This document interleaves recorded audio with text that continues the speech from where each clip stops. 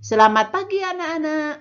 Selamat bertemu kembali dalam pelajaran Bahasa Indonesia materi ujian.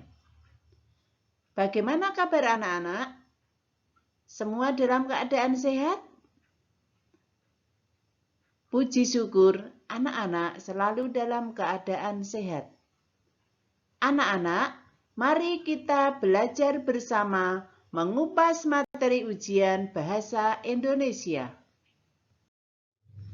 Anak-anak, kita akan belajar indikator yang pertama, yaitu kata atau istilah dalam sebuah kalimat. Setiap kata atau istilah memiliki makna atau arti. Mengetahui makna sebuah kata dan istilah membantu kita memahami maksud sebuah kalimat. Kita dapat mencari makna kata dan istilah tersebut dalam Kamus Besar Bahasa Indonesia atau yang sering disingkat KBBI. Ini tentu saja anak-anak tidak asing dengan kamus ini. Bu Karti memberi beberapa contoh kata atau istilah. Yang pertama, inovasi. Inovasi itu sama artinya dengan pembaharuan. Yang kedua, produksi. Produksi itu bisa membuat, bisa buatan. Yang ketiga, konsumsi. Konsumsi itu bisa memakai atau mengenakan. Yang keempat, berkembang biak. Berkembang biak itu adalah bertambah banyak. Itu beberapa contoh kata atau istilah yang sering kita dengar dalam bahasa sehari-hari. Setelah kita mempelajari makna atau istilah, mari kita belajar tentang sinonim dan antonim. Sinonim itu sama artinya dengan persamaan kata atau sama artinya. Itu kalau sinonim. Sedangkan antonim itu adalah kebalikannya atau berlawanan. Sinonim persamaan kata, antonim itu adalah berlawanan. Contoh antonim. Tua, antonimnya muda. Rajin, antonimnya malas. Gemuk, antonimnya kurus. Panjang, antonimnya pendek. Baik, antonimnya buruk. Senang, antonimnya susah. Ramai, antonimnya sepi atau sunyi. Itu beberapa contoh antonim. Sekarang contoh dari sinonim. Bohong, dusta. Pakaian, baju. Melihat, menonton. Haus, dahaga. Bertemu, berjumpa. Mati, meninggal. Tua, jompo atau lansia. Besar, agung atau raya. Nah, itu tadi contoh dari antonim dan sinonim. Masih banyak lagi yang perlu anak-anak baca lewat buku atau bisa mencari lewat internet. Mari anak-anak, kita lanjutkan materi berikutnya, yaitu tentang kalimat utama. Teks atau bacaan terdiri atas beberapa paragraf. Paragraf terdiri atas satu kalimat utama dan beberapa kalimat penjelas. Kalimat utama merupakan kalimat yang memuat ide pokok dalam satu paragraf. Kalimat utama dijelaskan oleh kalimat-kalimat penjelas. Kalimat utama dapat terletak di awal, di akhir, serta di awal dan di akhir paragraf. Letak kalimat utama menentukan jenis paragraf dalam bacaan.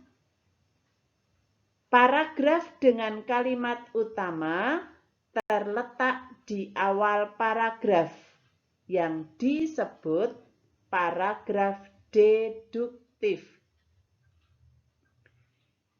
Paragraf dengan kalimat utama terletak di akhir paragraf yang disebut paragraf induktif.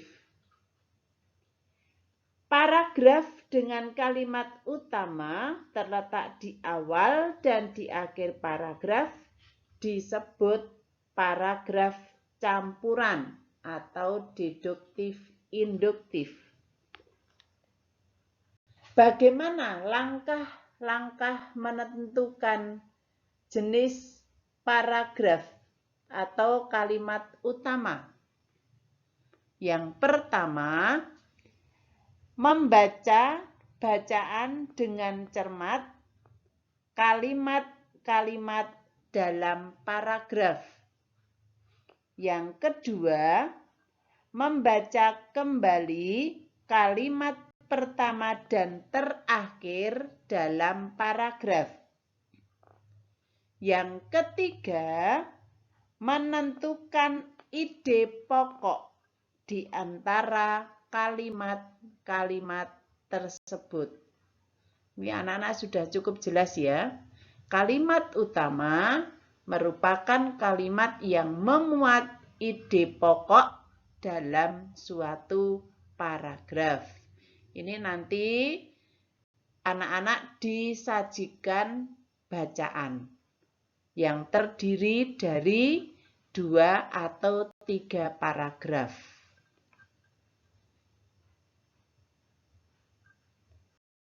Materi selanjutnya adalah ide pokok. Ide pokok juga disebut gagasan pokok atau gagasan utama. Ingat anak-anak, gagasan utama beda dengan kalimat utama. Sekali lagi, gagasan utama beda dengan kalimat utama. Ide pokok merupakan masalah utama yang dibahas dalam suatu bacaan. Ide pokok dapat terletak di awal, di akhir paragraf, ataupun di awal dan di akhir paragraf, atau di seluruh paragraf. Kalau bedanya dengan kalimat utama tadi, kalimat utama ada di awal, di akhir, atau campuran. Tetapi dalam ide pokok, itu bisa di awal paragraf, akhir paragraf, awal atau akhir paragraf, atau di seluruh paragraf. Itu ya. Anak-anak biasanya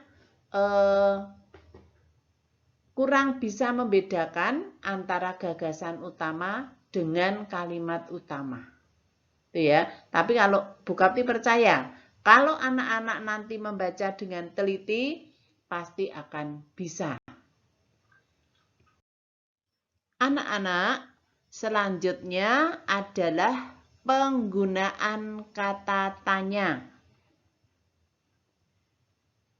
Kata tanya yang digunakan di sini adalah kata tanya mengapa dan kata tanya bagaimana. Kalimat tanya dengan kata tanya bagaimana menanyakan penjelasan suatu permasalahan. Jawaban dari kata tanya bagaimana berupa penjelasan atau uraian permasalahan yang ditanyakan. Itu kata tanya bagaimana. Sedangkan kata tanya mengapa dalam kalimat tanya dengan kata tanya mengapa menanyakan alasan atau sebab timbulnya suatu masalah atau peristiwa dalam bacaan. Alasan yang dikemukakan dalam kalimat jawaban ditandai dengan adanya kata karena ataupun sebab. Ini sudah jelas. Jadi enggak perlu bukti ulang lagi. Itu ya. Anak-anak, sampai di sini dulu materi bahasa Indonesia hari ini. Kita lanjutkan untuk materi bahasa Indonesia minggu depan. Untuk melihat seberapa anak-anak mendengarkan pembelajaran hari ini, nanti ada beberapa soal yang ditulis di form. Nanti anak-anak bisa mengerjakan.